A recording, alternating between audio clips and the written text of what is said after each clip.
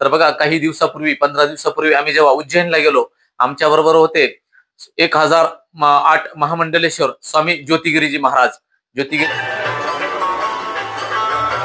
उज्जैनच्या पवित्र नरसिंह घाटावरील हरियाणा सेवा आश्रम आज एका ऐतिहासिक क्षणाचा साक्षीदार ठरला, जेव्हा भक्त निवासाच्या बांधकामासाठी विधिवत भूमिपूजन पार पडले.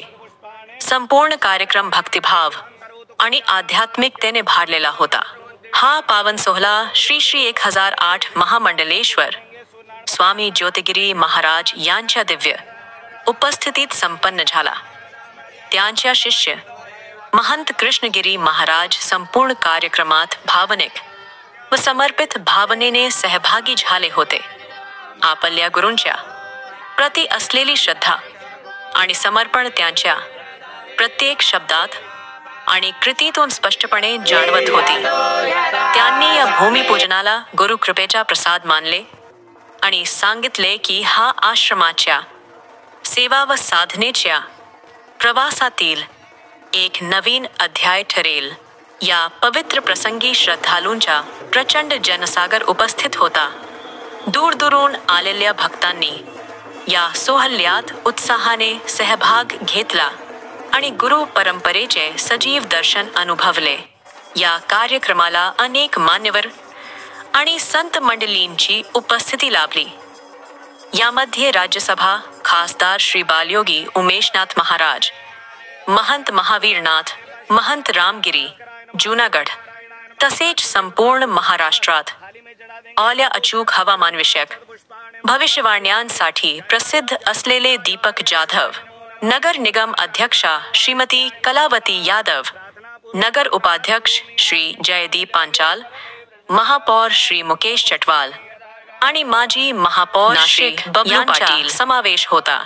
भारत जागरणने या पवित्र प्रसंगी स्वामी ज्योतिगिरी महाराज आणि दीपक जाधव यांच्याशी विशेष संवाद साधला. स्वामी महाराज म्हणाले, हे भवन केवळ विटा आणि दगडांचे नव्हे, तर श्रद्धा, सेवा आणि संस्कार यांच्यावर उभे राहील. हे भक्त निवास एक असे स्थान ठरेल जिथे भक्त केवळ राहणार नाहीत, तर येथे त्यांना सनातन संस्कृती, सेवा आणि साधना यांचे दर्शन व आत्मसात करण्याची संधी मिळेल.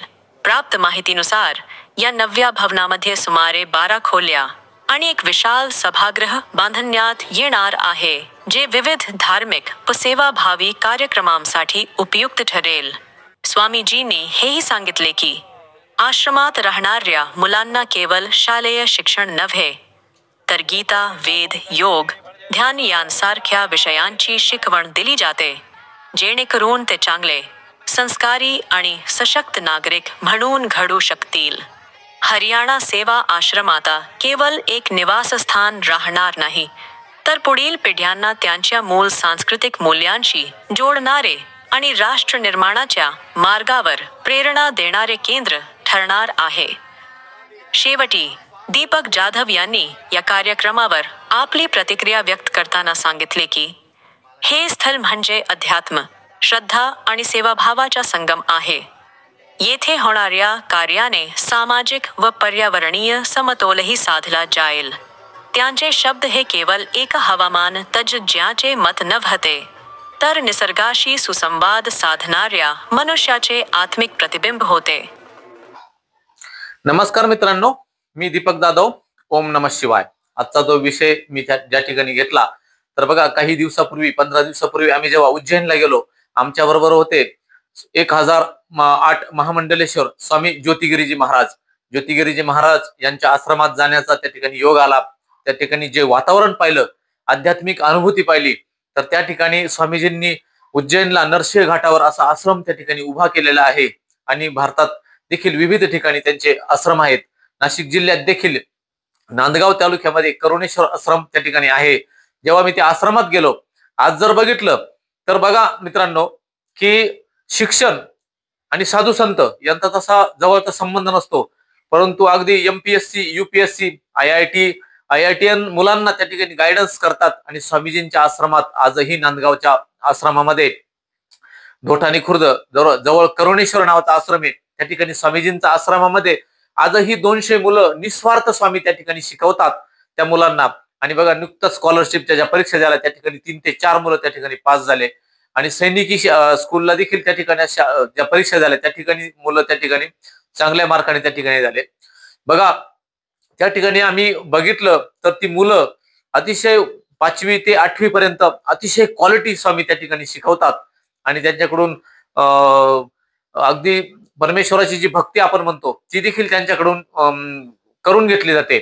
आम्ही जेव्हा त्या ठिकाणी गेलो, ते पाहिलं, त्या मुलांची जी आज लेवल आहे, इंटेलिजन्स क्वेश्चन आपण म्हणतो, आयक्यूची जी लेवल आहे, ती लेवल आज जवळपास अगदी एमपीएससी युपीएससीच्या मुलांसारखी बनलेली आहे. कारण त्यांच्याकडून त्या मापाचा अभ्यास त्या ठिकाणी स्वामीजी करून घेतात. त्याचबरोबर त्यांना आध्यात्मिक शिक्षण, जसं भगवान शंकराचे रुद्राष्टक असू द्या की शिवतांडव स्तोत्र असू द्या, ते त्या ठिकाणी ध्यान, धारणा आणि मेडिटेशन मुलांकडून त्या ठिकाणी करून घेतलं जातं.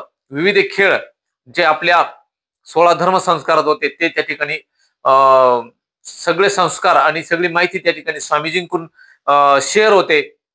त्यामुळे अशा स्वामींबरोबर ज्योतिगिरीजी महाराज यांच्याबरोबर मला उज्जैनला जाण्याचा त्या ठिकाणी योग आला. उज्जैनला गेल्यानंतर जेव्हा स्वामीजींचा आश्रम पाहिला, त्या ठिकाणची जी मुलं पाहिली ती भारावून गेलो. अतिशय वेदोक्त आणि तंत्रोक्त जी माहिती आणि वैदिक मंत्र त्या ठिकाणी आम्हाला पाहायला भेटले.